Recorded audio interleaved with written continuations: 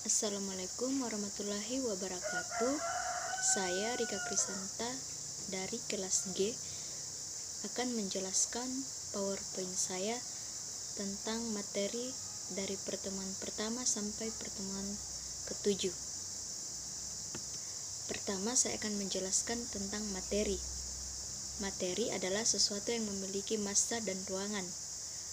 Massa adalah banyaknya materi terkandung dalam zat. Ciri-ciri perubahan fisik. Perubahan fisik bersifat sementara, tidak menghasilkan zat baru atau partikel penyusun sama. Berikutnya, yang berubah hanya wujud dan ukuran zat atau gas padat dan sebaliknya. Ciri-ciri perubahan kimia. Yang pertama, perubahan bersifat permanen, tidak dapat diubah lagi menjadi zat kimia. Yang kedua, terjadi perubahan susunan zat. Yang ketiga, biasanya disertai dengan suatu perubahan zat yang dapat diamati yaitu adanya gelombang. Yang gelombang gas, terbentuknya endapan, terjadinya perubahan warna, terjadi perubahan suhu. Yang keempat, menghasilkan zat baru. Untuk materi kedua, energi. Energi adalah kemampuan untuk melakukan usaha. Suatu objek memiliki energi jika dapat menyebabkan perubahan sesuatu. Energi berubah dari suatu bentuk ke bentuk yang berbeda. Hukum kekekalan energi. Energi dapat berubah dari bentuk satu ke bentuk lainnya. Contoh, yang pertama, energi mekanik berubah menjadi energi listrik. Yang kedua, energi listrik berubah menjadi energi bunyi. Dan yang terakhir, energi kimia berubah menjadi energi listrik. Dan masih banyak lagi. Materi yang ketiga yaitu sistem periodik unsur. Sistem periodik unsur adalah susunan unsur-unsur berdasarkan urutan nomor atom dan kemiripan sifat unsur-unsur tersebut. Berdasarkan sifat, unsur-unsur dapat dikelompokkan menjadi logam, non-logam, dan metaloid.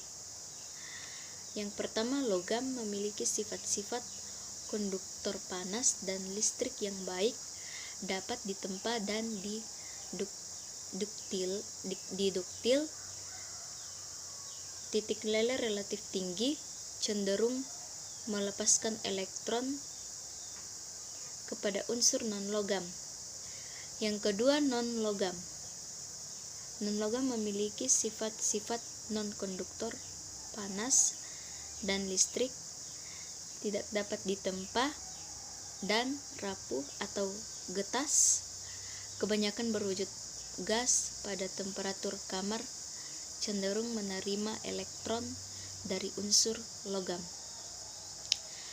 Yang ketiga, metaloid memiliki sifat-sifat seperti logam dan non-logam. Sifat logam semakin berkurang dari kiri ke kanan dan dari bawah ke atas sistem periodik unsur, kecuali hidrogen. Unsur-unsur metaloid berada pada tangga yang membatasi unsur-unsur logam dan non-logam. Yang berikutnya, materi berikutnya itu ikatan logam dan ikatan hidrogen. Ikatan logam adalah ikatan yang terbentuk akibat adanya gaya tarik-menarik antara muatan positif dan dari ion-ion logam dan dengan muatan negatif dan elektron-elektron yang bebas bergerak dalam logam tersebut. Struktur ikatan logam. Pola logam dan dalam bentuk kristal dapat dibedakan menjadi 4, yaitu simple kubik atau kubus sederhana, hexagonal close packed, yang ketiga vase center kubik atau kubus berpusat muka. Yang keempat, body contact kubik atau kubus berpusat badan. Klasifikasi ikatan logam. Yang pertama, ikatan logam pada unsur transisi. Yang kedua, ikatan logam pada unsur golongan utama. Faktor yang mempengaruhi ikatan logam, yang pertama titik lele dan titik didi, yang kedua jari-jari atom, dan yang ketiga hidrogen adalah salah satu unsur kimia yang mudah terbakar. Ikatan hidrogen merupakan ikatan yang terbentuk antara molekul-molekul yang sangat polar dan mengandung atom hidrogen. Ada dua macam ikatan hidrogen, yaitu ikatan hidrogen antar molekul dan yang kedua ikatan hidrogen dalam molekul itu sendiri. Sifat kekuatan hidrogen. Titik didi air dan sifat kohesi. Titik didi senyawa hidrokarbon, struktur DNA, dan yang terakhir sifat kelarutan. Materi berikutnya itu ikatan ion. Banyak hasil penelitian yang menunjukkan bahwa banyak zat tidak disusun oleh atom, melainkan oleh partikel-partikel bermuatan yang disebut dengan ion. Ukuran partikel ini adalah sekitar ukuran atom dan molekul. Ikatan ion terbentuk antara atom yang melepaskan elektron atau logam dengan atom yang menangkap elektron atau bukan logam. Ciri-ciri ikatan ion, yang pertama terjadi pasangan antara atom logam dengan unsur non-logam. Yang kedua terjadi pasangan atom unsur yang mempunyai energi ionisasi rendah dengan atom unsur yang memiliki afinitas elektron besar. Yang ketiga terjadi karena perbedaan keelektronegatifan yang besar. Pembentukan ikatan ion. Menurut kaidah oktet bahwa agar stabil, setiap unsur harus berusaha memiliki konfigurasi elektron seperti gas mulia dengan melepaskan elektron ataupun menerima elektron. Ikatan ion sama dengan logam tambah non-logam.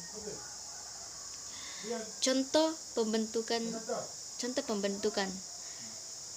pembentukannya yaitu Na menghasilkan Na tambah E-. Na merupakan golongan 1A di mana ia memiliki elektron valensi 1, sehingga stabil ia harus melepas satu elektron.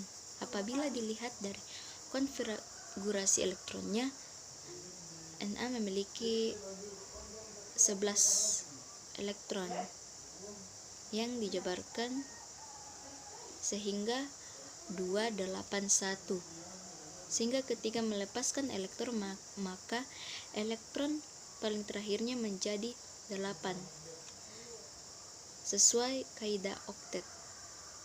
Karena melepas satu elektron, maka Na yang asal netral berubah menjadi bermuatan positif.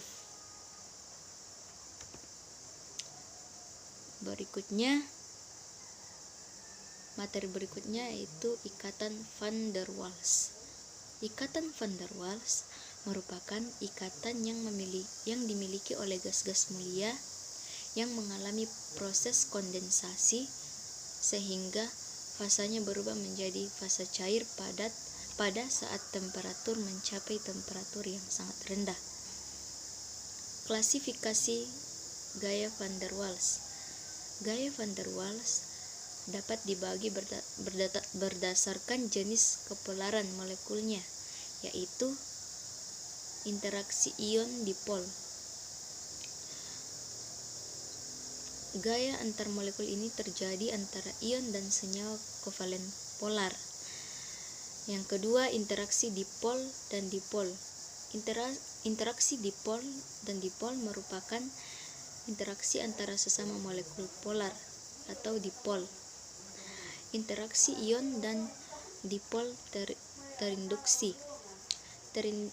Interaksi ion dan dipol terinduksi merupakan interaksi antara aksi ion dengan dipol terinduksi. Faktor-faktor yang mempengaruhi ikatan van der Waals. Yang pertama, jumlah elektron dalam atom atau molekul. Yang kedua, bentuk molekul. Yang ketiga, kepolaran molekul. Dan yang terakhir, kenaikan titik didih gas.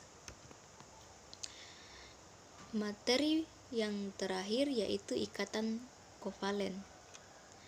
Ikatan kovalen adalah jenis ikatan kimia yang memiliki karakteristik berupa pasangan yang saling terbagi atau pemakaian bersama elektron tidak di antara atom-atom yang berikatan.